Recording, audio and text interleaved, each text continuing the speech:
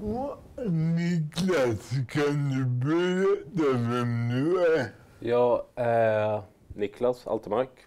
Jag är forskare vid Lunds universitet i statsvetenskap och skriver och forskar om funktionshinderpolitik. Vad är det du har kommit fram till? Nej, jag har väl egentligen kommit fram till att det regeringen gör, de säljer in sin politik genom att skapa ett problem. Okej. Man tänker sig kanske ofta att politik går ut på att lösa problem som redan finns. Men jag tror att man ibland också måste tänka sig att politik går ut på att skapa vissa problem. Att beskriva verkligheten på ett speciellt sätt så att den uppfattas som problematisk. Och det regeringen gör i sin retorik är att man skapar ett kostnadsproblem. Och det här kan man då i sin tur använda för att rättfärdiga och motivera en besparingspolitik. Det är slående tycker jag att regeringen beskriver det här som en fråga om legitimitet.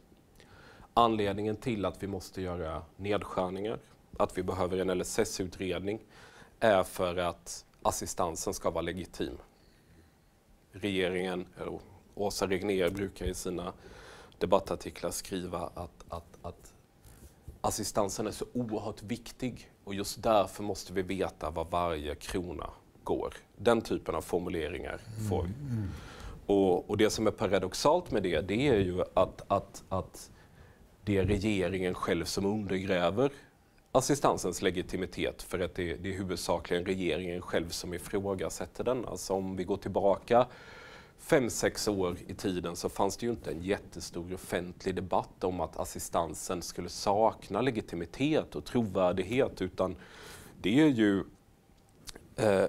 regeringens egen retorik som har liksom syftat till att undergräva legitimiteten. Och sen så hänvisar man i nästa led till det här legitimitetsunderskottet för att liksom kunna säga, och därför fryser vi schablonbeloppet eller därför sänker vi schablonbeloppet.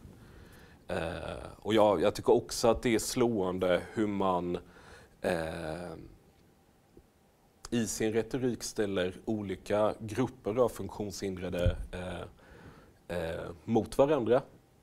I utredningsdirektiven så ska ju förbättringar inom LSS, ledsagning och så vidare finansieras utav besparingar inom assistansen. Ja. Och så är de andra två viktiga bitarna som jag då tycker att jag hittar i hur man beskriver kostnadsproblemet inom assistansen, är ju dels att man misstänkliggör assistansanvändare genom att hänvisa till då överutnyttjande eller direkt fusk. Så att det finns hela tiden någon slags tyst frågetecken kring om människor som använder assistans verkligen behöver alla sina timmar. Eller är detta överanvändning som man kallar det. Wow. Och dels så arbetar man ju med att framställa då privata assistansanordnare som profitörer, som vinstmaximerare, som giriga kapitalister. Som till och med anställer jurister för att hjälpa människor att få assistans. Så på det här sättet så försöker man skapa bilder utav assistansanvändare å ena sidan och privata assistansanordnare å andra sidan. På ett sådant sätt att intrycket ska bli att de här nedskärningarna, de drabbar minsann inte någon fattig alltså, utan det drabbar grupper som kanske får lite för mycket eller som gör oskäliga vinster på det här systemet.